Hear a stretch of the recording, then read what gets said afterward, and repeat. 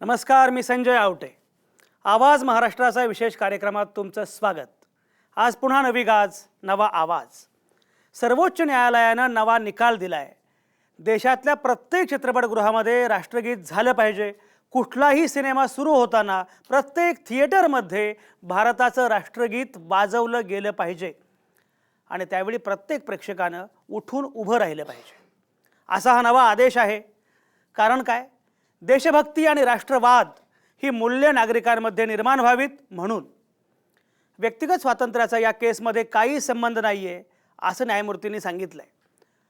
Supreme कोर्टानं असं म्हटलं आहे की आता ती वेळ आली आहे जेव्हा लोकांना समजायला पाहिजे आपण एका देशामध्ये राहतो. राष्ट्रगीत आणि राष्ट्रध्वज यांना आदर देणं हे आपलं कर्तव्य आहे. अर्थात हा निकाल देताना शिक्षा काय आहे हे अद्याप कोर्टानं स्पष्ट केलेलं नाही आहे. योगायोग बघा, आता ज्या याचिकाकर्त्यानं ही याचिका दाखल केली होती त्यांना 2003मध्ये मध्य प्रदेश हायकोर्टामध्ये सुद्धा याच संदर्भातली याचिका दाखल केली होती आणि योगायोग असा की न्यायाधीश पण हेच होते. तुम्हाला आठवतं का, कभी खुशी कभी गम हा सिनेमा, त्या सिनेमामध्ये जनगण मन आहे. आपला मुलगा जनगण मन म्हणतो आणि मग आई असलेल्या काजोलला भरून येतं असा प्रसंग त्या सिनेमात आहे, तुम्हाला आठवत असेल. राष्ट्रगीत सुरू होतं सिनेमामध्ये आणि तरीही थिएटरमध्ये कोणीही उभं राहत नाही. हा राष्ट्रगीताचा अवमान आहे अशी याचिका तेव्हा दाखल झाली होती. मध्य प्रदेश हायकोर्टानं आदेश दिला होता की चित्रपटातून हा प्रसंग काढून टाका. सर्वोच्च न्यायालयामध्ये करण जोहर जिंकला. पण एनिवे, मुद्दा तो नाही. मुद्दा असा आहे की या विषयांवर नेहमी चर्चा होत आलेली आहे. मागं 1986मध्ये असाच मुद्दा पुढे आला होता. शाळेमध्ये जे विद्यार्थी राष्ट्रगीत म्हणत नाहीत अथवा उभं राहत नाहीत त्यावेळी त्यांना शाळेतनं काढून टाकायचं का? त्याच्यावर सर्वोच्च न्यायालयाचा आदेश असा होता, राष्ट्रगीत म्हणण्याची अथवा त्यावेळी उभं राहण्याची सक्ती कोणीच करू शकत नाही. तशी तरतूद घटनेमध्ये नाही. आपल्याला परंपरेनं आपल्याला शिकवली आहे सहिष्णुता, पण राज्यघटना या सहिष्णुतेला प्रत्यक्षात आणते. राज्यघटनेचं हे तत्त्व पायदळी तुडवू नका असा आदेश सर्वोच्च न्यायालयाचाच आहे 1986चा. मग आत्ता असं काय झालं? राष्ट्रगीत आणि भारत माता की जय याच्यावरनं झालेला गोंधळ आपण शाळेपासून ते आपल्या विधिमंडळापर्यंत अनेकदा बघितला आहे. आता याच्यामध्ये कोर्टाला पार्टी व्हायचं आहे का? हा मुद्दा आहे. काय आहे काय नक्की लॉजिक? तर आज ही चर्चा आपल्याला करायची आहे. नंतर सिनेमा बघा, आधी राष्ट्रगीत म्हणा. नंतर सिनेमा बघा, आधी राष्ट्रगीत म्हणा.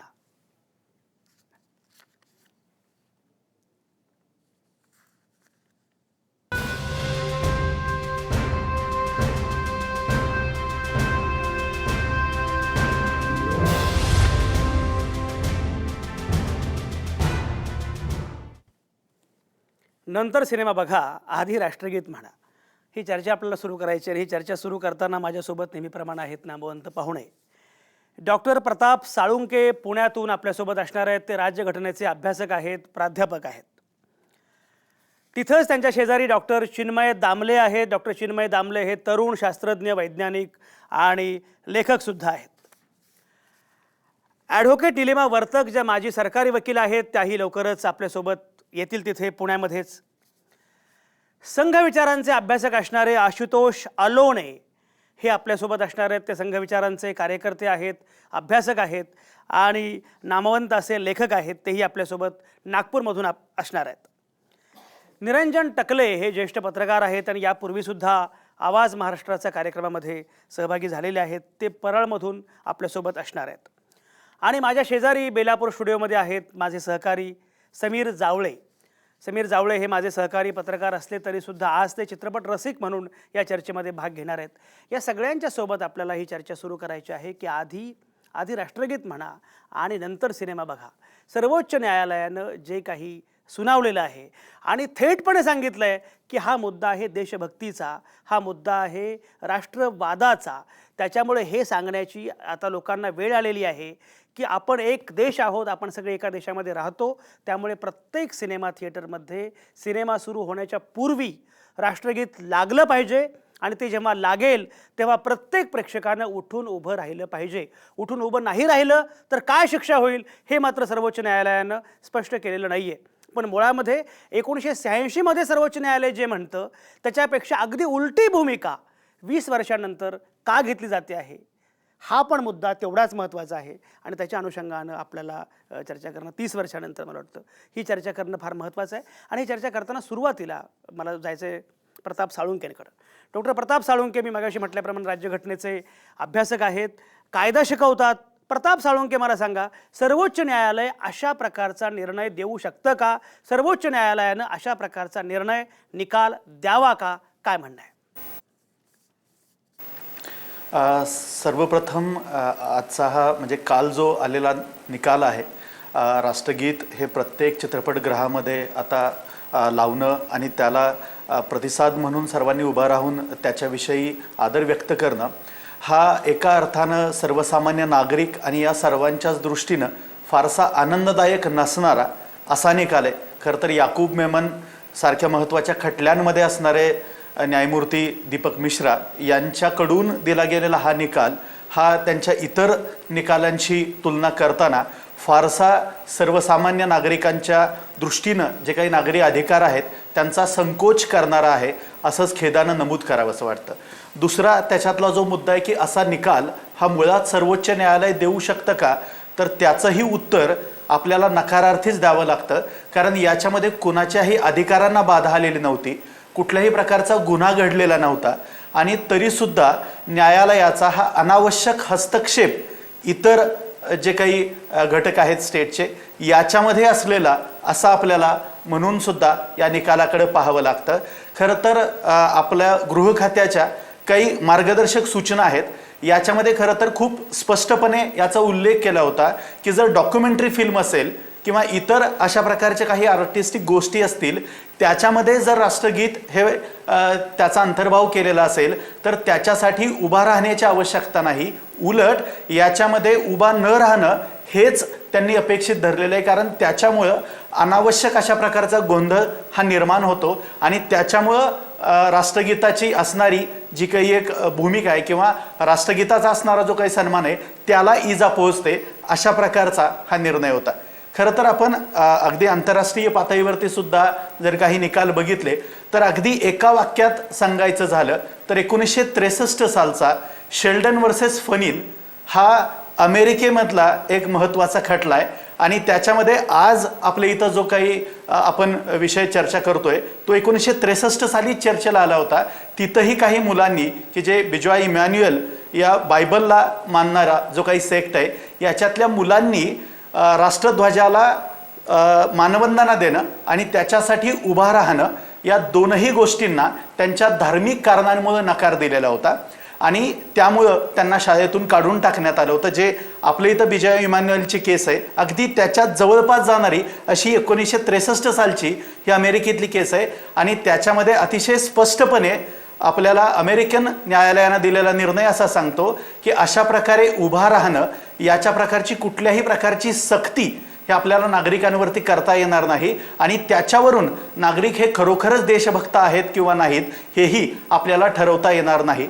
मी जरी अमेरिकन निकालांचा इथं दाखला देत असलो त्याला जरी पर्स्युएसिव्ह व्हॅल्यू म्हणजे ते आपल्याकडे जरी बंधनकारक नसले तरी भारतीय राज्यघटनेमध्ये जे अभिव्यक्ती स्वातंत्र्याचं कलम आहे आणि त्याच्या संदर्भातले जे काही महत्त्वाचे निकाल आहेत याच्यामध्ये प्रामुख्यानं आपण अमेरिकन जे काही निकाल आहेत यांचा दाखला देऊनच अनेक न्यायनिवाडे हे झालेले आहेत. त्याच्यामुळे 1963 सालचा हा शेल्डनचा जो निकाल आहे तो मला वाटतं की आजच्या या निकालावरती प्रतिक्रिया देण्यासाठी पुरेसा आहे. बरोबर डॉक्टर प्रताप साळुंके, तुमचा हा मुद्दा अतिशय महत्त्वाचा मुद्दा आहे. त्यामुळे सर्वोच्च न्यायालय मुळात काय करू शकतं, खरं म्हणजे हा मुद्दा प्राधान्याचा होता का हाही प्रश्न आहे. एकीकडे न्यायमूर्तींची संख्या फारच कमी आहे त्यामुळे न्यायव्यवस्था न्यायालयाचं एकूण कामकाज होत नाही अशा प्रकारचं रडगाणं सरन्यायाधीश गात असतात.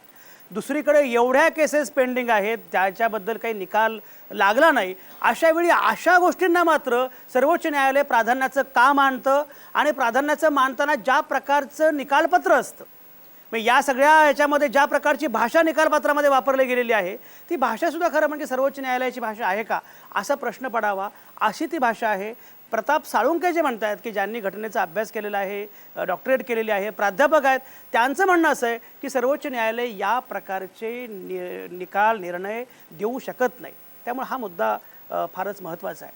अशा वेळी खरं म्हणजे सर्वोच्च न्यायालयाच्या निकालाच्या संदर्भामध्ये आपण बोलूच या, पण मुळामध्ये समीर जावळे माझ्यासोबत आहेत. समीर जावळे, ठीक आहे, याचा अन्वय कसा लावायचा हे आपण नंतर बघूया, पण एक सर्वसामान्य रसिक म्हणून, चित्रपट रसिक म्हणून की खरंच समजा सांगितलं उद्या की तुम्हाला उभं राहायचं आहे आणि असा निर्णय आहे, सर्वोच्च न्यायालय सोडून द्या, पण राष्ट्रगीत आहे, भारताचं राष्ट्रगीत लागणार आहे, आपण आदर म्हणून उभे राहतो आहोत, असं घडत असेल तर रसिकांचा त्याला विरोध असायचं कारण काय म्हणणं आहे? नाही सर, याच्यात मी असं सांगेन की मी ज्या वेळेला सिनेमा बघण्यासाठी जातो त्यावेळेला मुळात माझा उद्देश असा असतो की मला एक एंटरटेनमेंट हवं असतं, निखळ मनोरंजन हवं असतं मला. आणि राष्ट्रगीत हा महत्त्वाचा मुद्दा आहे, त्याच्यात काहीच वाद नाही आहे. सुप्रीम कोर्टाने आता तो निर्णय दिला, त्याच्यामुळे उभं पण राहावं लागेल आपल्याला. पण मला देशभक्ती तिकडे नको असते. याचं कारण असं आहे की मी फक्त आणि फक्त निखळ मनोरंजनासाठी तिकडे गेलेलो असतो. हा सगळ्यात महत्त्वाचा मुद्दा आहे की मनोरंजनाच्या वेळेला मला जर का राष्ट्रगीत सांगितलं जात असेल किंवा सामाजिक प्रबोधनाच्या जाहिराती जर दाखवण्यात येणार असतील तर मला तो पिक्चर बघण्यामधलं तशीतली मजा निघून जाते माझी. एक रसिक म्हणून मी ही भूमिका मांडतो. आणि बऱ्याच वेळा असं ऑब्झर्वेशन पण आहे की राष्ट्रगीत सुरू असताना लोक उभे राहत नाहीत, असं पण बघितलं गेलेलं आहे. मग त्यावेळेला त्याच्यावरनं पण त्याच्याही बातम्या आपण करतो किंवा त्याच्याही भूमिका मांडल्या जातात, त्याच्यामध्ये आणखी एक गंमत अशी आहे की आता सर्वोच्च न्यायालयानं नक्की शिक्षा काय होणार हे सांगितलेलंच नाही. शिक्षा सर्वोच्च न्यायालय सुनावणार, पोलीस सुनावणार की तिथे उपस्थित असणारे बाकीचे प्रेक्षक त्या सगळ्या याच्यामध्ये कायदा हातात घेणार, हा पण मुद्दा तेवढाच महत्त्वाचा. आणि प्रेक्षक ती शिक्षा सुनावणार असतील तर त्यांना अधिकार कोणी दिला तो, हा सगळ्यात महत्त्वाचा मुद्दा. एक्झॅक्टली. आशुतोष अलोणे आपल्यासोबत आहेत. आशुतोष अलोणे हे संघविचारांचे अभ्यासक आहेत. हे सगळं जरी असलं तरी सुद्धा सर्वोच्च न्यायालयाने मांडलेली भूमिका पण आशुतोष अलोणे फार महत्त्वाची आहे. ती भूमिका अशी आहे की आपण सगळे एक देश आहोत. आता एक वेळ आलेली आहे की आपण सगळे एक देश आहोत अशा प्रकारची भावना लोकांमध्ये रुजली पाहिजे, हा संस्कार लोकांमध्ये गेला पाहिजे. आणि म्हणून जाणीवपूर्वक देशभक्ती, राष्ट्रवाद यासाठी काही करण्याची वेळ आलेली आहे अशा प्रकारे सर्वोच्च न्यायालयाने नमूद केलं आहे. आणि मग सांगितलं आहे की आता हा निर्णय घेतला पाहिजे. आणि हा आदेश देताना सर्वोच्च न्यायालयाने हे म्हटलं आहे की इथे व्यक्ती स्वातंत्र्याचा अवडंबर करण्याचं काही कारण नाही, कारण ही केस पूर्णपणे वेगळी आहे. आशुतोष अलोणे, तुम्हाला असं वाटतं का की सर्वोच्च न्यायालय म्हणते की राष्ट्रगीत म्हणा, राष्ट्रगीत सिनेमा हॉलमध्ये झालं पाहिजे आणि लोकांनी उभं केलं पाहिजे, अशा निर्णयाला एवढा विरोध का होतोय, काय म्हणणं आहे? नमस्कार संजयजी. नमस्कार. पहिल्यांदा या चर्चेच्या माध्यमातून मी ज्येष्ठ विचारवंत सुलभाताई ब्रह्मे ज्यांची बातमी आता दिसते आहे त्यांना विनम्र श्रद्धांजली अर्पण करतो. आणि हा जो काही सर्वोच्च न्यायालयाचा ऐतिहासिक निर्णय आहे आणि त्या संदर्भात जी चर्चा आपण इथे करतो आहे, मला याबद्दल एवढंच म्हणायचं आहे की राष्ट्राचा मानबिंदू, मग तो ध्वज असेल, ते राष्ट्रगीत असेल किंवा काही राष्ट्रीय प्रतीक असतील, हे एक राष्ट्राचं प्रतीक असतं. कुठेतरी आपल्याला हे निश्चित करावं लागणार आहे की या राष्ट्रप्रतीकांचा सन्मान ही या देशामध्ये सर्व प्रकारच्या विचारधारा, पक्ष, आयडिओलॉजीज याच्या वर जाऊन कुठेतरी आम्ही विचार करणार आहोत की नाही. आणि म्हणून सर्वोच्च न्यायालयाच्या निर्णयाचं मी अभिनंदन करतो. अहो, राष्ट्रगीत, ज्या राष्ट्रगीतासाठी या देशातले हजारो सैनिक सीमेवर आपले प्राण आपण करायला तयार आहेत, जे राष्ट्रगीत, ज्या राष्ट्रगीतासाठी स्वातंत्र्यपूर्व काळामध्ये हजारो लोकांनी आपल्या आयुष्याची होळी करून घेतली, ते राष्ट्रगीत ज्या राष्ट्राचा मानबिंदू आहे, ते राष्ट्रगीत म्हणायला सर्वोच्च न्यायालयाला सांगावं लागतं. मला तर असं वाटतं की यापेक्षा दुर्दैवी दुसरं कोणतं काही नाही आहे. म्हणजे गेल्या 70 वर्षामध्ये बियॉन्ड आयडिओलॉजिकल डिफरन्सेस आम्ही राष्ट्रभक्ती नावाचं एक मूल्य सुद्धा प्रस्थापित करू शकलेलो नाही, ही शोकांतिका याच्यातून समोर येते. मला असं आठवतं की ज्या घटनेचा आपण 1986चा उल्लेख केला, तो संदर्भच फार वेगळा होता.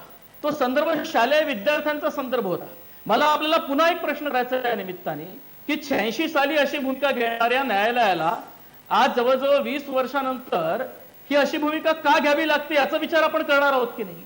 मूळ प्रश्न असा आहे की अभिव्यक्ती असो, सहिष्णुता असो, अशी पिल्ल बाहेर काढायची आणि त्या निमित्ताने हे राष्ट्र एक राष्ट्र म्हणून उभं होऊ शकणाऱ्या सर्व संकल्पनांना विरोध करायचा.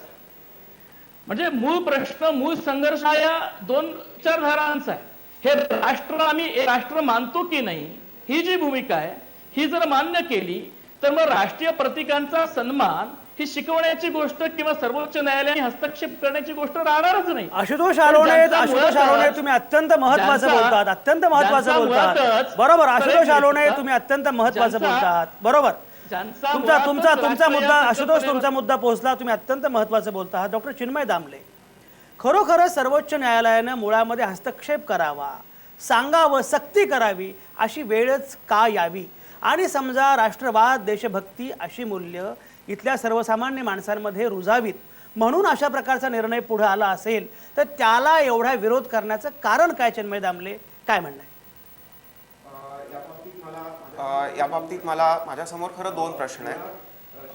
मुळात चित्रपटगृहात राष्ट्रगीत वाजवावं का हा पहिला प्रश्न, आणि दुसरा प्रश्न चित्रपटगृहातच का, मग गाण्यांच्या मैफिलींमध्ये का नाही किंवा नाट्यगृहांमध्ये का नाही? कारण काही घटनांनुसार हल्लीच्या मला असं जाणवलंय की नाटकं ही जीवनावश्यक वस्तू आहे. म्हणजे भाजीपाला किराणा सोडून आपण नाटकांना रोख पैसे, जुन्या नोटा देऊ शकतो. याचा अर्थ नाटकाला खूप महत्त्व आहे. मग नाटकाच्या आधी राष्ट्रगीत का वाजवू नये हा प्रश्न. पण त्याआधी महत्त्वाचा प्रश्न की चित्रपटगृहात मुळात हे वाजवावं का, आणि याच्यात न्यायालयाने जी राष्ट्रवाद, राष्ट्रभक्ती हे शब्द वापरलेले आहेत ते मला मोठे मजेचे वाटतात. म्हणजे पोलिओचा डोस जसा आपण लहान मुलांना असं जबरदस्तीने पाचतो, तसा आता आपण प्रत्येक नागरिकामध्ये राष्ट्रभक्ती आणि राष्ट्रवाद इंजेक्ट करणार आहोत का, हे हल्ली मला जाणवायला लागलेलं आहे अनेक घटनांमधून. राष्ट्रगीत ज्यांनी रचलं आपलं जनगण मन, ते रवींद्रनाथ टागोर हे मुळात राष्ट्रवाद आणि राष्ट्रभक्ती या दोघांच्या विरोधात होते. पॅट्रिऑटिझम आणि नॅशनलिझम या दोघांचेही ते खंदे विरोधक होते. त्यांनी जी 1915 ते 1919 या काळात भाषणं केली, त्याचं नॅशनलिझम या नावाने खूप सुंदर पुस्तक किंवा निबंध प्रकाशित झालेले आहेत.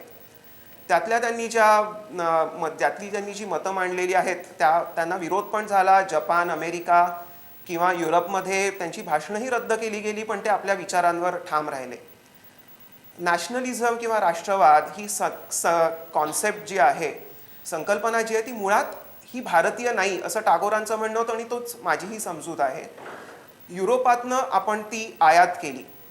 आपण वेस्टर्न सिव्हिलायझेशनचा अनेक प्रकारे हे नको ते नको आणि पुनरुज्जीवनवादी जीवनशैली आपण आचरणात आणावी असं हल्ली जे एक येतं, त्याच्यात राष्ट्रभक्ती ही युरोपीय संकल्पना आपण आपल्या दैनंदिन आयुष्यात वापरावी ही एक खूप मोठी गंमत आहे. भारतात सांस्कृतिक वैविध्य आहे. भारत आणि चीन हे दोन्ही देश हे मुळात सांस्कृतिक याच्यावर उभे राहिलेले देश आहेत. ते युरोपासारखे देश नाही आहेत. त्याच्यामुळे त्या देशातली संकल्पना आज भारतासारख्या वैविध्याने नटलेल्या देशामध्ये आपण वापरावी का हा विचार आता सगळ्यांनी करणं आवश्यक आहे. आणि आपल्या समजुतीचा एक राष्ट्रवाद पूर्ण देशावर एक लादावा का, ती राष्ट्रभक्ती आपण सर्वांवर लादावी का, हे महत्वाचा विचार करणं. आणि चिन्मय दामले ज्या प्रकारची मांडणी करताय, चिन्मय दामले तुमचा मुद्दा पोहोचला. आशुतोष आलोने तुम्हालाच उत्तर द्यावं लागणार आहे, कारण खरं म्हणजे उलटपक्षी पाश्चात्य जे काही आहे ते सगळं हिणकस आहे आणि इथल्या मातीमध्ये, इथल्या संस्कृतीमध्ये खूप चांगली मूल्य आहेत. अशा प्रकारची मांडणी करणाऱ्या संघाचे तुम्ही कार्यकर्ते आहात, संघविचारांचे अभ्यासक आहात. अशा वेळी पाश्चात्य देशांची जी काही संकल्पना आहे किंवा तिथून जी काही मूल्य आली आहेत, राष्ट्रभक्ती, देशभक्ती वगैरे या प्रकारचे, राष्ट्रवाद प्रामुख्यानं या प्रकारची जी मूल्य आलेली आहेत, त्याच्यापेक्षा पुढे जाऊन भारतामध्ये आपण विचार केला पाहिजे. अशा प्रकारची जी मांडणी आणि टागोरांचा जो उल्लेख आत्ता चिन्मय दामलेंनी केला, आशुतोष आलोने काय उत्तर आहे, काय म्हणणं आहे? नाही, प्रसादजी जे बोलले ते फार चांगलं झालं. म्हणजे या निमित्ताने या राष्ट्रामध्ये ज्या दोन वैचारिक भूमिका आहेत त्यातल्या एका भूमिकेचं त्यांनी या ठिकाणी प्रतिपादन केलेलं आहे. आणि मला याच मुद्द्याकडे यायचं होतं. मुळामध्ये आशुतोष आलोने तुम्हाला तोडून फक्त एकच विचारतो की या देशामध्ये दोनच विचार प्रवाह आहेत असं तुम्ही म्हणताय, असं का? या देशामध्ये 1760 असतील ना, हे दोन विचार प्रवाह कोणी ठरवले? संजयजी, आपण योग्य प्रश्न मला विचारला. हे बघा, या देशाला कसं चालवावं, काय चालवावं या संदर्भातल्या मत म्हणजे वेगवेगळ्या विचारधारा असू शकतील, पण संजयजी तुमची आणि माझी मतं पटत नाही. याचा अर्थ हे राष्ट्र, या राष्ट्राची राष्ट्रभक्ती याबद्दल आपलं दुमत आहे का? तर ते नाहीये. पण एक मोठा वर्ग या देशामध्ये असा अस्तित्वात आहे हा. की ज्याला मुळातच राष्ट्र ही संकल्पना मान्य नाहीये आणि हे त्यांनी वेळोवेळी अनेक ठिकाणी सांगितलेलं आहे. म्हणजे मला तर फार आनंद होतोय की अशा चर्चांच्या निमित्ताने आणि अशा निर्णयाच्या निमित्ताने देशाच्या समोर हे सगळं आता येत आहे की गेली 60-70 वर्ष ज्या लोकांनी जाणीवपूर्वक भारत हे एक राष्ट्र आहे हेच आम्हाला मान्य नाही हे रुजवण्याचा प्रयत्न केला, ते रुजवण्यासाठी सगळ्या राष्ट्रीय असणाऱ्या प्रतीकांना प्राणपणाने विरोध केला. या अशा निर्णयांच्या निमित्ताने एक व्यापक चर्चा खरोखर या देशात आता घडायला हवी. आणि प्रसादजींना मी सांगू इच्छितो, ज्या रवींद्रनाथ टागोरांचा त्यांनी उल्लेख केलेला आहे, चिन्मय दामले चिन्मयजी हा. त्याच टागोरांची नंतरची काही भाषणं तुम्ही वाचा, जी भाषणं या राष्ट्रगीताच्या पार्श्वभूमीवरची आहेत. मी तुमचं ध्यानाकर्षण अगदी वेद उपनिषदांपासून आजपर्यंत राष्ट्र हा शब्द आणि संकल्पना किती वेळ आपल्याकडे आलेली आहे त्याकडे करू इच्छितो. राष्ट्र ही पाश्चात्य संकल्पना आपल्यासाठी नाही. राष्ट्र आणि राज्य या वेगवेगळ्या संकल्पना आहेत. पाश्चात्यांची संकल्पना राज्याची संकल्पना आहे, आपली राष्ट्राची संकल्पना आहे. थोडासा अकॅडमिक चर्चेचा हा विषय आहे, पण मी मुळात तुम्हाला या चर्चेच्या गाभ्याकडे नेत संजयजी, हा. की कधीतरी आम्हाला आमचं राष्ट्र एक राष्ट्र आहे, त्याची काही प्रतीक आहेत, त्याचा सन्मान आपण जपला पाहिजे अशी भूमिका घेता येऊ नये. सगळ्या मतभेदांच्या वर जाऊन घेता येऊ नये. हे पण आशुतोष आलोने अडचण अशी आहे की समजा काही वेगळी भूमिका मांडली की तुम्ही लगेच सांगता की तुम्ही या राष्ट्राचे नाहीच आहात, तुम्ही जा पाकिस्तानला. त्याच्यावर काय करायचं? असं म्हणजे नाहीये संजयजी. म्हणजे तुमच्या लेखी असणारं राष्ट्र नक्की कुठलं आहे ते तरी आम्हाला सांगा जरा आशुतोष. संजयजी, असं लोक स्वतःहून स्वतःला म्हणून घेत आहेत. हा हा त्यांचा न्यूनगंड आता वर येतो आहे. हा कसं आहे, आता देशात सगळं समजलेलं आणि कळलेलं आहे. हा. आता म्हणजे कधीपासून जरा सांगा ना, म्हणजे थोडं अगदी नेमकेपणानं सांगा की आता चाललंय म्हणजे कधीपासून.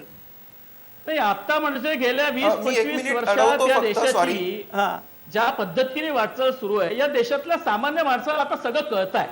ज्यांना किंचितही जनाधार नाही अशी मंडळी काही पाश्चात्य संकल्पनांना उधार घेऊन या राष्ट्रावर लादण्याचा जो प्रयत्न गेली अनेक वर्ष करतायत, म्हणजे त्यांना त्यांचं हे सुद्धा कळत नाही की आपल्याला जनाधार का नाही याचा अरे, आपण कधीतरी विचार आशुतोष करायला हवा. आलोने गेल्या 25 वर्षांबद्दल तुम्ही बोलता आहात आणि जनाधार आता काल परवा मिळाला की लगेच जनाधारावर तुम्ही बोलता आहात. जनाधार हा काही निकष होऊ शकत नाही. संजयजी, लक्षात घ्या, आशुतोष आलोने 70 वर्ष तुम्हाला जनाधार नव्हता म्हणून तुमचं चुकीचं होतं असंही कोणी मानायचं कारण नाही. सर, मुळामध्ये राष्ट्रभक्ती- लक्षात घ्या, तुम्ही जनाधाराबद्दल जे बोलता, जनाधार ठरवायचं कोणी? माझा मुद्दा मला स्पष्ट जनाधार करू द्या. ठरवायचं कोणी?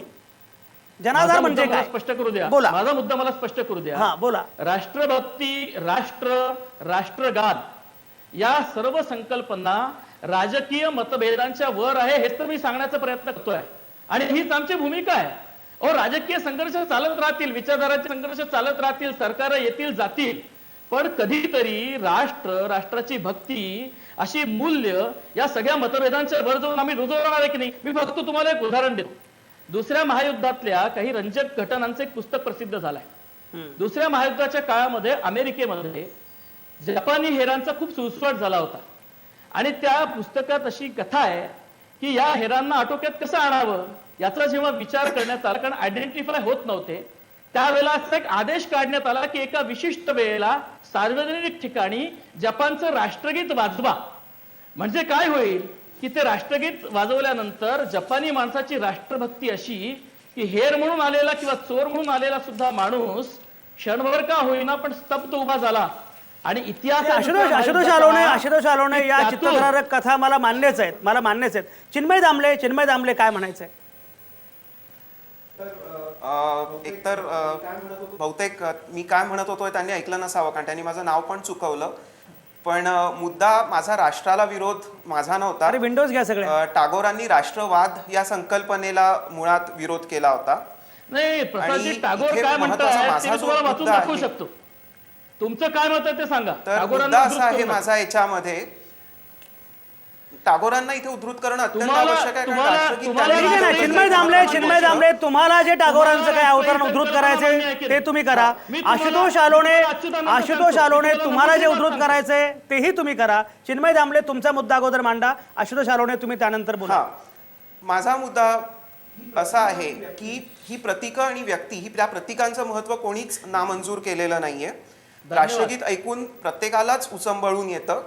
चित्रपट सुरू असताना दरवेळी प्रत्येकजण उभाच राहिलेला असतो. पडद्यावर जे दिसत असतं त्यांनी प्रत्येकालाच आतनं काहीतरी छान वाटतं. गेली 1.5-2 वर्ष राष्ट्रगीत संपल्यावर भारत माता की जय या नाऱ्यांनी थिएटर दुमदुमून जातं हे सुद्धा बघितलेलं आहे. मुद्दा असा आहे की या प्रतीकांना आपण दाखवलं की हो मी महत्त्व देतोय तरच राष्ट्रभक्ती किंवा मी या राष्ट्रासाठी काम करतो हे सिद्ध होणार आहे का? म्हणजे माझ्या देशासाठी मी जर या देशातनं जे काही पेपर प्रकाशित होतात त्याच्यापैकी दरवर्षी मी एक 15-20 पेपर प्रकाशित केले आणि रोज भारत माता की जय नाही म्हटलं तर मी कमी राष्ट्रभक्त ठरतो का? हा माझा प्रश्न आहे. दुसरा प्रश्न माझा असा आहे की राष्ट्रगीत मला पाठ येतं, मला राष्ट्रगीत आवडतं. राष्ट्रगीत ऐकलं की माझ्या डोळ्यात अश्रूही आलेले आहेत. मूकबधीर मुलांचं राष्ट्रगीत बघून मला दरवेळी तसं होतं. पण हे राष्ट्रगीत मी म्हणतो आणि ते म्हटल्यावरच माझी राष्ट्रभक्ती सिद्ध होते का? आणि या राष्ट्रभक्तीतूनच मुळात आपल्या देशासमोरचे जे काही एक राष्ट्र म्हणून उभं राहणं आहे ते केवळ या प्रतीकांमधूनच उभं राहतं का? इतर दुसऱ्या गोष्टी आपल्याला राष्ट्र म्हणून आपली तेवढीच राष्ट्रध्वज ही आपली ठळक प्रतीकं आहेत. त्या प्रतीकांचाच आधार आपण राष्ट्र ही संकल्पना किंवा राष्ट्राला आज माझ्या समजुतीनुसार भाजपचे जे प्रवक्ते आहेत त्यांनी विश्वगुरू भारताला राष्ट्रगीत आपण जर म्हटलं तर असं त्यांनी म्हटल्याचं मी एका वेबसाईटवर वाचलेलं आहे. तर तेवढ्याच राष्ट्रगीत म्हणण्यानेच आपण विश्वगुरू होणार आहोत का? माझ्यासारखा शास्त्रज्ञ जेव्हा एखाद्या प्रयोगशाळेमध्ये काम करून हे करतो, परदेशात जात नाही, भारतात राहतो आणि केवळ मी राष्ट्रवाद या संकल्पनेला मला जबरदस्ती करण्यात येते आहे त्याला जर विरोध करत आहे म्हणून जर तो मी राष्ट्रद्रोही असं जर मला म्हणण्यात येत असेल तर माझं काम महत्वाचं आहे. इथे मी म्हणतो कारण माझ्यासारखी लोक इथे अनेक आहेत जी भारतात मुद्दाम राहिलेली आहेत. डॉक्टर चिन्मय दामले तुमचा मुद्दा पोहोचला. डॉक्टर चिन्मय दामले तुमचा मुद्दा पोहोचला. आशुतोष आलोणे काय उत्तर आहे? नाही, एक तर हे पहिल्यांदा लक्षात घ्या की राष्ट्रगीत म्हणण्यासाठी सक्ती करा असं सर्वोच्च न्यायालयाने कुठेही म्हटलेलं नाही किंवा अशी कोणाचीही भूमिका नाही. म्हणजे चिन्मयजींसारखे काही बुद्धिमंत जे सक्तीच आहेत, आहे. आशुतोष आलोणे सर्वोच्च न्यायालयाने काय म्हटले ते मान्य करा. त्यांनी सांगितले की बंधनकारक आहे. त्यांना समजा नाही समजा मी थिएटर मालक असेल तर मला सिनेमा सुरू माझा अगोदर ऐका. मला सिनेमा सुरू करण्यापूर्वी प्रत्येक सिनेमा सुरू होण्यापूर्वी प्रत्येक खेळ सुरू होण्यापूर्वी मला राष्ट्रगीत दाखवणं वाजवणं बंधनकारक आहे. त्यावेळी दरवाजे बंद केले पाहिजेत, त्यावेळी स्क्रीनवर काय झेंडा दाखवला पाहिजे असे सगळे नियम आहेत आणि त्यावेळी प्रत्येकानं उभं राहणं प्रेक्षकानं हे पण बंधनकारक आहे. यामध्ये आसक्तीचा किंवा चाललंय असा मुद्दाच नाहीये, सक्तीच आहे ही. त्यामुळे त्याबद्दल काही मुद्दाच नाही. आता बोला. सर्वोच्च न्यायालयाने ही सक्ती सिनेमागृहांच्या बाबतीत केलेली आहे, सक्ती आहे बरोबर. कारण त्याचा काही रेफरन्स आहे. काय संदर्भ आहे? त्याचा अगदी जुना रेफरन्स मुंबईची जी सर्वविदित घटना आहे ती सुद्धा आहे. मी त्याकडे जात नाही. आता मला जे चिन्मयजींनी प्रश्न उपस्थित केले त्याबद्दल बोलायचं आहे. काही बुद्धिमंत या देशात असे राहू शकतात की ज्यांना राष्ट्रभक्ती व्यक्त करण्यासाठी प्रत्येकाची गरज नाही, आपण मान्य करू. चिन्मयजींसारखे काही लोक असू शकतात आणि त्यामुळे केवळ राष्ट्रगीत म्हटलं नाही म्हणजे आता तुम्ही राजभक्त नाहीत असं काही समजायचं कारण या त्याच्या मताशी मी सहमत आहे. पण सर्वसामान्य माणूस जो असतो त्या माणसाच्या अंतःकरणामध्ये ज्या वेळेला राष्ट्रभक्ती नावाचं मूल्य उत्पन्न करायचं असतं, रुजवायचं असतं, त्यावेळेला प्रतीकांचं महत्व अनन्यसाधारण आहे. आपण साम टीव्हीच्या चर्चेत बसलोय, आपल्या स्क्रीनवर डाव्या बाजूला ते सामचं चिन्ह आहे, ते का ठेवतो आपण? प्रतीकांमुळे तर समजतं ना हे साम आहे. हा सर्वसामान्य माणसाला समजू शकणारा विषय आहे. आपण उगीच बुद्धिच्छेद करतो. आशुतोष आलोणे तुमचा मुद्दा मला मान्य आहे. तुमचा मुद्दा मला मान्य आहे. तुम्ही असं म्हणता आहात की या देशामध्ये काही बुद्धिमंत आहेत, पण एक लक्षात घ्या या देशामध्ये अशा बुद्धिमानांची संख्या सुद्धा फार मोठी आहे. निलिमा वर्तक आपल्यासोबत. निलिमा वर्तक एक सेकंद. आशुतोष आलोणे मला आता ब्रेक घ्यायचा आहे. ॲडव्होकेट वर्तक काय म्हणणं आहे? निलिमा वर्तक. माझं असं म्हणणं आहे की बाकी सगळ्या मुद्द्यांना विचार करण्याऐवजी मला या आशुतोष साहेबांना एक प्रश्न विचारायचा आहे की खरोखरच राष्ट्रगीत म्हणून जनगण मनोला विरोध हा कोणाकडनं झाला आणि का झाला? आजही कित्येक ठिकाणी जर का तुम्ही हा विषय राजकारणाकडे न्यावा असं मला वाटत नाही, परंतु कित्येक विचार करणारे असा विचार मांडतात की यामध्ये काही प्रदेशांची नावं का नाहीत? उदाहरणार्थ अरुणाचल प्रदेशचं नाव नाही. मग अशा प्रदेशांची नावं का नाहीत? वास्तविक पाहता या सगळ्या गोष्टींचा अशा या लेवलवर विचार करण्याची काहीही गरज नाहीये. राष्ट्रगीत आपण कुठे म्हणायचं? राष्ट्रगीत ऐकल्यानंतर आपल्या मनात कुठल्या भावना निर्माण होतात? आताच चिन्मय साहेबांनी जे सांगितलं त्याच्याशी मी पूर्ण सहमत आहे की केवळ आपण 4 भिंतीच्या आत राष्ट्रगीत सक्तीने उभं राहून म्हणून घेतलं म्हणजेच आपण देशभक्त आहोत का? आपल्या प्रत्येक कृतीत देशभक्ती असते आणि मला असं वाटतं की देशभक्ती ही कुणीतरी शिकवण्याची गोष्ट नाहीये, ही आपल्याला उत्स्फूर्तपणे यावी लागते. भारत माता की जय याचं आज एवढं राजकारण करणाऱ्या किती राजकीय पुढारी भारत माता की जय म्हणतात. माझ्या आठवणीप्रमाणे फक्त इंदिरा गांधींच्याच भाषणामध्ये भारत माता की जय येत होतं.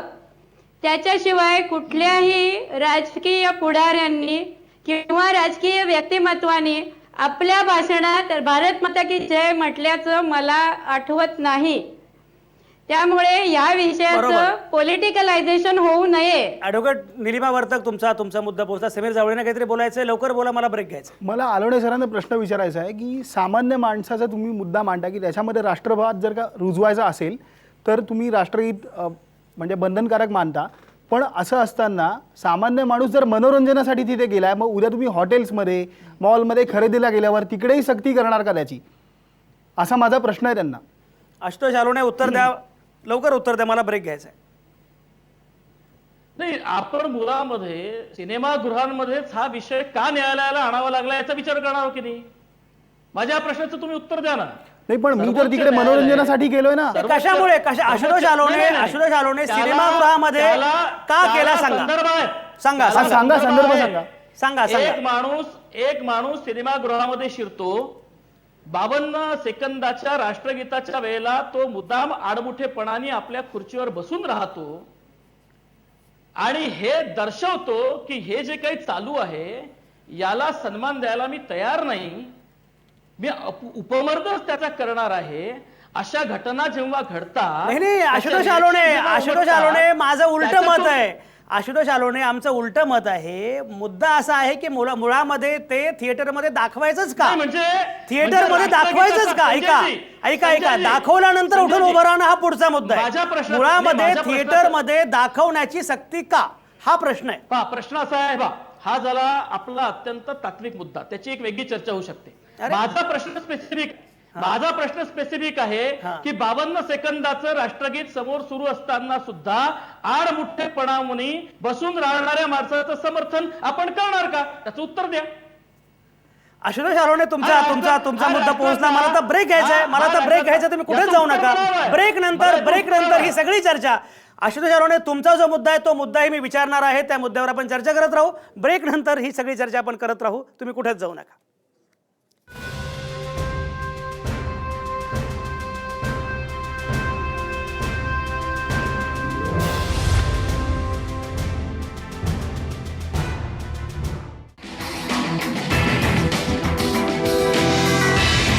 तुमचं पुन्हा एकदा स्वागत. आपण चर्चा करत होतो नंतर सिनेमा बघा, आधी राष्ट्रगीत म्हणा. ब्रेकवर जाण्यापूर्वी संघविचारांचे अभ्यासक, संघाचे कार्यकर्ते आशुतोष आलोने यांनी जाहीरपणे एक प्रश्न उपस्थित केला. ते असं म्हणाले की समजा 52 सेकंदांचं राष्ट्रगीत पुढं सुरू आहे आणि एखादा माणूस उद्दामासारखा, आडमुठ्यासारखा बसून राहिला, त्याला उभं राहायचं नाही, तर अशा लोकांचं काय करायचं याचं उत्तर अगोदर द्या. चिन्मय दामले, काय उत्तर आहे? माझ्या समजुतीनुसार आपल्या कायद्यामध्ये कुठेही अशी तरतूद नाही आहे की एखादी व्यक्ती बसून राहिली तर तिला शिक्षेची तरतूद आपल्याकडे कायद्यात नाही आहे. आजही जी अंतरिम ऑर्डर कोर्टाने दिलेली आहे त्याच्यात सुद्धा शिक्षेचा अर्थ नाही. पुढे आता 27 तारखेला माझ्या वाचनानुसार पुढची सुनावणी होणार आहे, त्यात असेल तर बघू. त्यात मुळात कोर्ट कायदा करतं का हा सुद्धा एक वेगळा मुद्दा आहे, तो त्याच्याकडे नंतर येता येईल. पण शिक्षेची तरतूद नाही आहे आणि त्याच्यामुळे एखादी व्यक्ती एक माझ्या समजुतीनुसार एक पॅराप्लेजिक पेशंट होते, गेल्या गोव्यामध्ये त्यांना मारहाण झाली होती. अशा वेळी मुद्दा असा उपस्थित होतो की हा अधिकार कोणाला दिलेला आहे शिक्षेचा, कारण ते कुठेच लिहिलेलं नाही आहे की उभं राहायला नाही तुम्ही तर त्याची शिक्षा तुम्हाला अमुक अमुक आहे. मग ती मारहाणीपासून थिएटरमधनं बाहेर काढण्यापर्यंत काहीही असू शकेल, जी दिलेली आहे लोकांनी. मग ही शिक्षेचा अधिकार त्यांना कोणी दिला आणि ही कुठे लिहिलेली आहे शिक्षा, हे मला जाणून घ्यायला आवडेल. आशुतोष अलोणे, मगाशी मी जो संदर्भ दिला 1986चा, निलिमा वर्तकांना काहीतरी बोलायचं. निलिमा वर्तक तुम्ही बोला.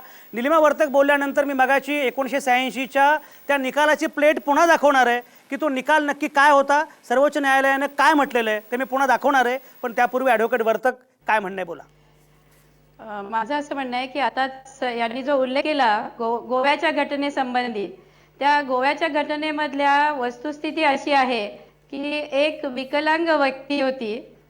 राष्ट्रगीत चालू असताना ती उभी राहिली नाही म्हणून काही सो कॉल्ड पेट्रिऑटिझमच्या नावाखाली गर्दी जमवलेल्या लोकांनी त्याला अत्यंत निगृढपणे मारहाण केली.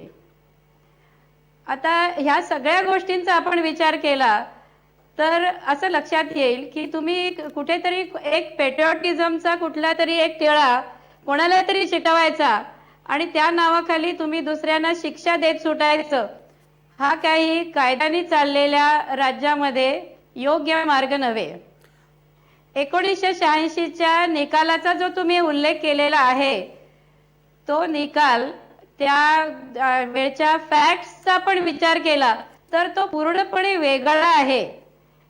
त्यामध्ये शाळेतल्या मुलांनी जेव्हा राष्ट्रगीत चालू होतं त्यावेळेला राष्ट्रगीताच्या मध्ये सहभाग घेऊन फक्त पोएट्री गायन करायचं नाही या संदर्भात त्यांनी भूमिका घेतलेली होती. त्यामध्ये कुठेही त्या लोकांनी राष्ट्रहिताच्या विरुद्ध काहीतरी केलं आणि त्याला सुप्रीम कोर्टाने सपोर्ट केला असा त्या निकालाचा अजिबात अर्थ होत नाही. त्याचप्रमाणे हे जे मध्यंतरी म्हणजे हा पिटिशनर चोक्सीनीच फाईल केलेली ती याचिका होती, त्या आपण जे उल्लेख केला कभी खुशी कभी गम हो, या चित्रपटा संदर्भामधला, त्यातल्याही फॅक्ट्स वेगळ्या होत्या. ते सिनेमातलं दृश्य होतं, त्या सिनेमातलं जे दृश्य बरोबर. होतं. निलिमा वर्तक हा, तुमचा मुद्दा पोहोचला. डॉक्टर प्रताप साळुंकेंना काहीतरी बोलायचं आहे. डॉक्टर प्रताप साळुंके. आपल्या चर्चेमध्ये आपण राष्ट्रगीत म्हणणं आणि राष्ट्रीयत्व किंवा या सगळ्या गोष्टींचा जेव्हा विचार करतोय नॅशनलिझमचा, तर खरं तर या निकालामध्ये जो जस्टिस मिश्रांनी शब्द वापरलेला आहे तो आहे कॉन्स्टिट्यूशनल पॅट्रिऑटिझम. आणि दुसरी एक संकल्पना त्यांनी त्याच्यामध्ये मांडलेली आहे की इनहेरंट नॅशनल कॅरेक्टर. खरं तर याच्यावरती सुद्धा आता अकॅडमिक आणि इतर वर्तुळांमध्ये अनेक अंगांनी चर्चा सुरू आहे की हे म्हणजे नेमकं काय. कॉन्स्टिट्यूशनल पेट्रिऑटिझम, आपल्याला नॅशनलिझम माहिती आहे, पण कॉन्स्टिट्यूशनल पेट्रिऑटिझम म्हणजे काय, त्याचं मूळ कुठं आहे. 1970मध्ये एका जर्मन विचारवंतानं ही संकल्पना मांडलेली आहे. तो काय म्हणतोय तर केवळ पॉलिटिकल ओबिडियन्स हा देशाला पुढे नेऊ शकत नाही, तर कॉन्स्टिट्यूशनल ओबिडियन्स आणि कॉन्स्टिट्यूशनची जी मूळ तत्व आहेत, ज्या संविधानिक नैतिकतेचा आपण चर्चा करत असतो, त्याला आपण सन्मान देणं म्हणजे कॉन्स्टिट्यूशनल पॅट्रिऑटिझम. पण मग मुळात संविधानामध्ये असं काही आहे का याचा जर आपण विचार केला तर तो संविधानाचा भाग 4A की जो मूळ संविधानामध्ये नव्हता, नंतर आपण घटना दुरुस्ती करून तो त्याच्यामध्ये आणला, हा नॉन जस्टिशिएबल पार्ट आहे. म्हणजे जर तो पाळला नाही तर त्याच्या संदर्भामध्ये तुम्हाला न्यायालयामध्ये दाद मागता येत नाही. अशा इतक्या बेसिक गोष्टींच्या बाबतीमध्ये जर आपण पाहिलं, आणि दुसरी एक अगदी अर्ध्या मिनिटामध्ये एक तांत्रिक गोष्ट त्याच्यामधली अशी आहे की ज्या मध्य प्रदेश हायकोर्टमध्ये जस्टिस मिश्रा होते आणि त्याच्यानंतर सर्वोच्च न्यायालयाच्या 3 न्यायमूर्तींच्या खंडपीठानं बेंचनं तो निर्णय दिला होता आणि जो हायकोर्टचा निर्णय आहे हा रद्दबातल ठरवलेला होता आणि त्याच्यानंतर रिव्ह्यू पिटिशन सुद्धा त्याच्यामध्ये दाखल केलेली होती. आणि 3 न्यायमूर्तींचा जो निकाल आहे हा 2 न्यायमूर्तींचं आत्ताचा जो बेंच आहे हा ओव्हररूल करू शकत नाही. आणि त्याच्यामध्ये अतिशय महत्त्वाची अशी गोष्ट आहे की याच्यामध्ये कुठेही राष्ट्रीयत्वाला बाधा येत नाही अशा प्रकारचा निकाल हा सर्वोच्च न्यायालयाचा होता की ज्यामुळं मध्य प्रदेश की जिथं जस्टिस मिश्रा हे त्या बेंचमध्ये होते, तो निकाल हा पूर्णतः रद्दबातल ठरवलेला साळुंखेंचा मुद्दा अतिशय महत्वाचा आहे. 1900 बरोबर डॉक्टर प्रताप साळुंखे तुमचा मुद्दा पोहोचलाय. 1986 मध्ये सर्वोच्च न्यायालयानं काय म्हटलं होतं ते मुद्दाम बघणं आवश्यक आहे. याचं कारण असं आहे की संविधानिक नैतिकतेचा उल्लेख मगाशी डॉक्टर प्रताप साळुंखेंनी केला. 1986 मध्ये काय म्हटलं ते आपण फक्त बघूया पुन्हा एकदा स्क्रीनवर. 1986 मध्ये सर्वोच्च न्यायालय काय म्हणतं या संदर्भामध्ये, कारण त्यामध्ये संविधानिक नैतिकतेचा आणि संविधानिक राष्ट्रवादाचा मुद्दा महत्त्वाचा आहे. राष्ट्रगीत म्हणण्याची अथवा त्यावेळी उभं राहण्याची सक्ती कोणीही करू शकत नाही अशी तरतूद घटनेमध्ये नाही, आपल्या परंपरेनं आपल्याला सहिष्णुता शिकवलेली आहे. पण राज्यघटना या सहिष्णुतेला प्रत्यक्षात आणते असं सुप्रीम कोर्टानं म्हटलेलं आहे. राज्यघटनेचं हे तत्व पायदळी तुडवू नका असंही त्या निकालामध्ये स्पष्टपणे 1986 मध्ये म्हटलेलं आहे. आशुतोष अलोने, सहिष्णुता हे परंपरेचं तत्व आहे आणि सहिष्णुता हे राज्यघटनेनं थेटपणे प्रॅक्टिसमध्ये आणलेलं असं तत्व आहे असं सर्वोच्च न्यायालय म्हणतं. अलीकडे सहिष्णुता म्हटलं की लोक निष्कारण घाबरतात, पण आशुतोष अलोने, जेव्हा सर्वोच्च न्यायालयानं सहिष्णुतेबद्दल काही विधान केलेलं आहे तेव्हा तुम्ही या निकालाकडे कसं बघताय आणि बाकीची मंडळी जे बोलतायत काय म्हणणं आहे त्याबद्दल मी बोलतो. पण एक कॉन्स्टिट्युशनल पेट्रोइटिझम हा जो शब्द साळुंखे सरांनी वापरला, अहो 25 नोव्हेंबर 1949 संविधान समर्पण दिनाच्या पूर्वसंध्येला डॉक्टर बाबासाहेब आंबेडकरांनी केलेलं भाषण वाचा. त्या भाषणामध्ये तुम्हाला कॉन्स्टिट्युशनल पेट्रोइटिझम म्हणजे काय ते समजून जाईल. एक लक्षात घ्या, आपलं संविधान हा काही तंत्राचा भाग आहे आणि काही मंत्राचा भाग आहे. संविधानाचा मंत्र हा निसंशयपणे राष्ट्रभक्ती आहे. तंत्र मंत्र बाबासाहेबांनी उगीच म्हटले, मला बोलू द्या, भाग नाहीये. मी सगळ्या प्रश्नांची उत्तरं देणार आहे. मी आशुतोष अलोने तंत्रमंत्र की चर्चा आपण करत राहू. फक्त निरंजन टकले एक सेकंद या चर्चेमध्ये निरंजन टकले आलेले आहेत फोनवरून. निरंजन टकले, ही सगळी जी काही चर्चा सुरू आहे, येतो तुमच्याकडे मी येतो. तुमचा मुद्दा पूर्ण झाल्याशिवाय मी चर्चा थांबवणार नाही, हे माझं आश्वासन आहे.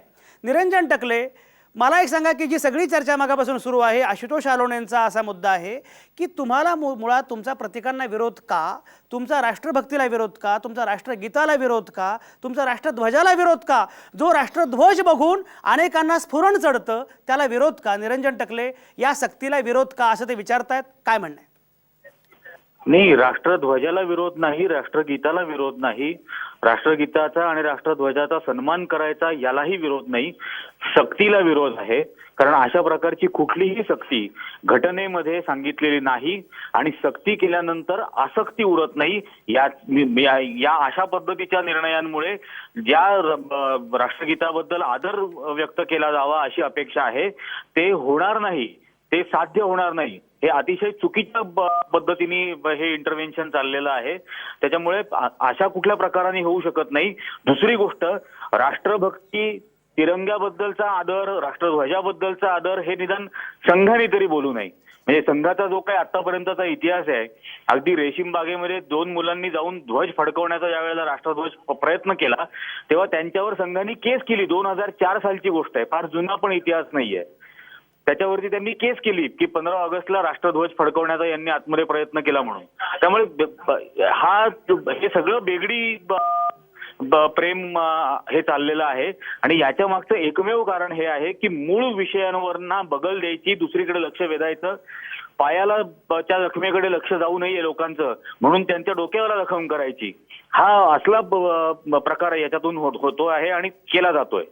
आशुतोष अलोने, निरंजन टकले जे काही बोलतायत ते फारच गंभीर आहे. त्यांनी चक्क संघाच्याच देशभक्तीबद्दल संशय घेतलाय. हे जरा जास्तच झालं. आशुतोष अलोने, हे फारच झालं, कारण संघाच्या देशभक्तीबद्दल शंका घेणं हे फारच झालं. काय म्हणणं आशुतोष अलोने, काय म्हणणं?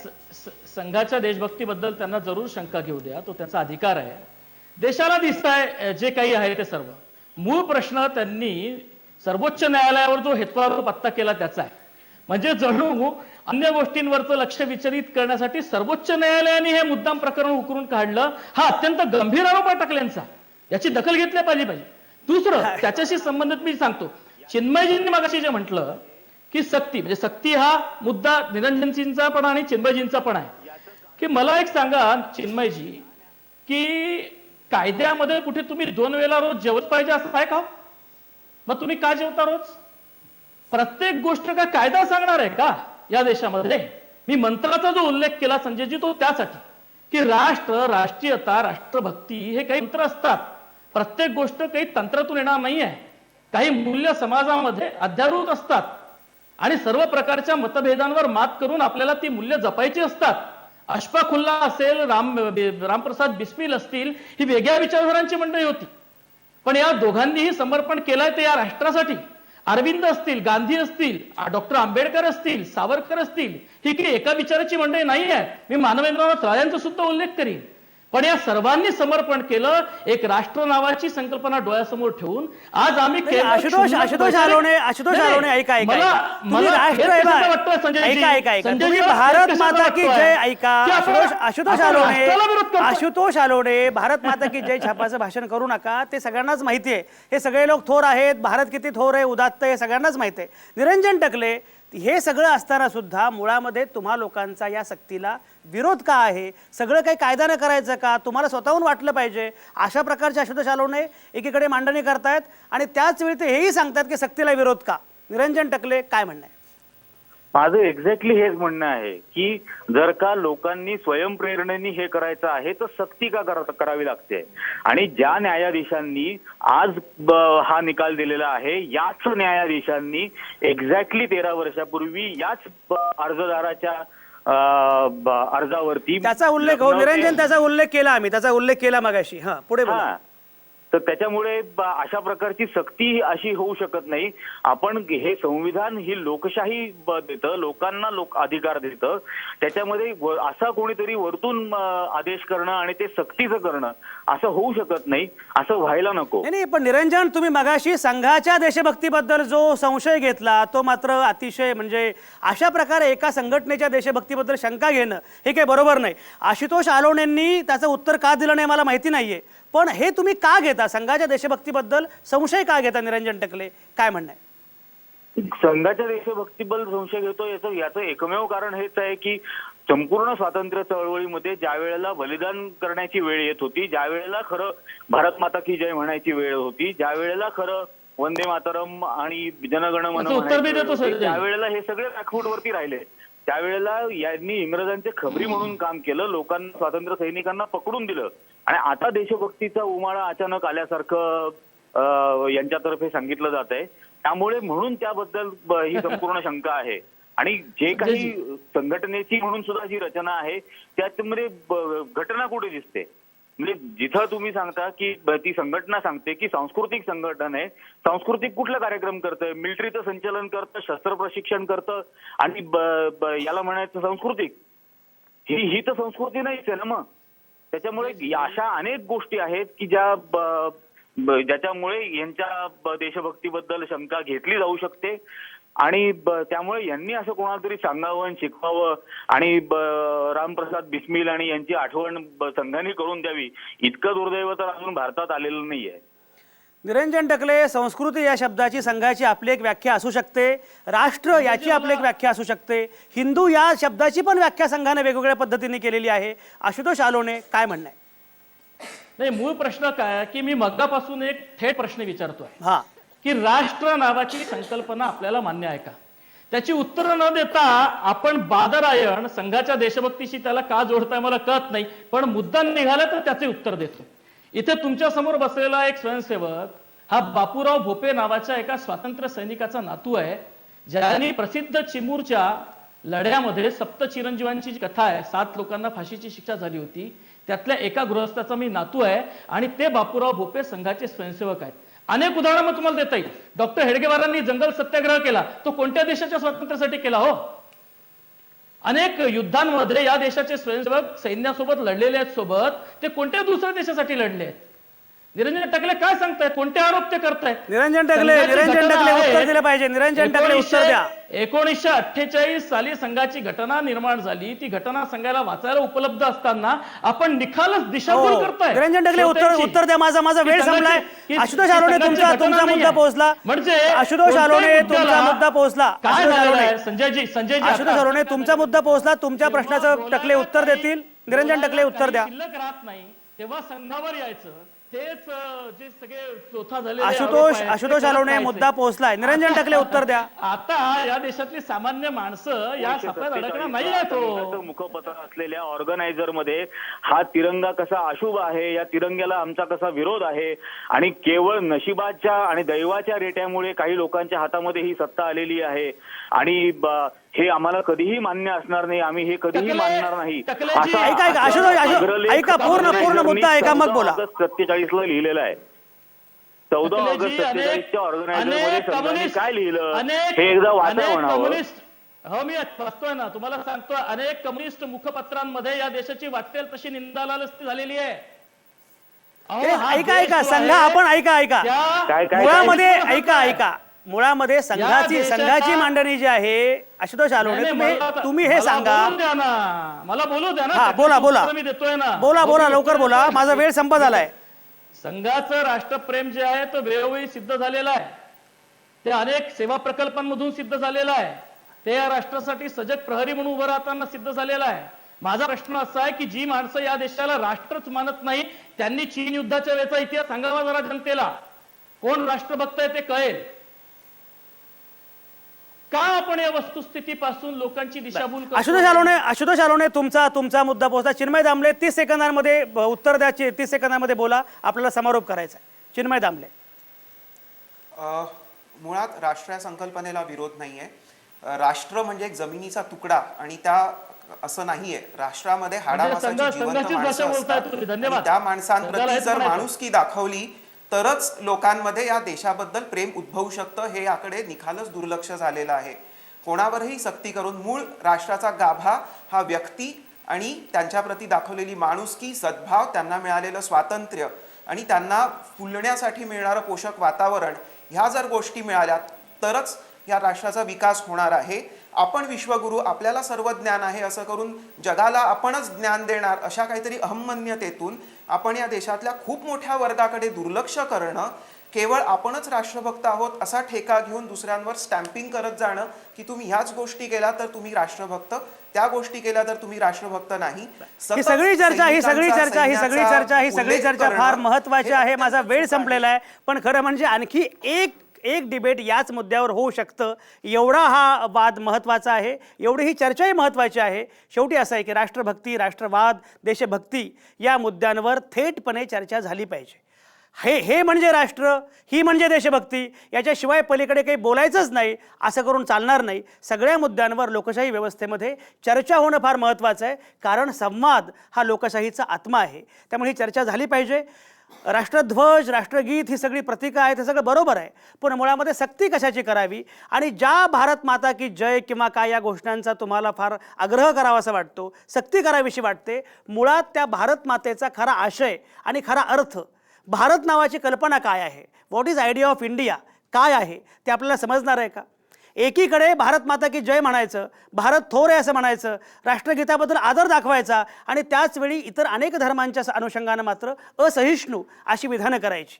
या सगळ्या गोष्टी जेव्हा घडत असतात अशा वेळी आपल्याला या सगळ्या संदर्भांचा नीटपणे विचार करणं फार आवश्यक आहे. म्हणून आजची चर्चा या अर्थानं फार महत्त्वाची होती. सगळ्याच नामवंतांचे अतिशय मनापासून आभार. पुन्हा भेटूया उद्या रात्री 8 वाजता. तुमच्या आतल्या आवाजासह पाहत आणि ऐकत रहा आवाज महाराष्ट्राचा.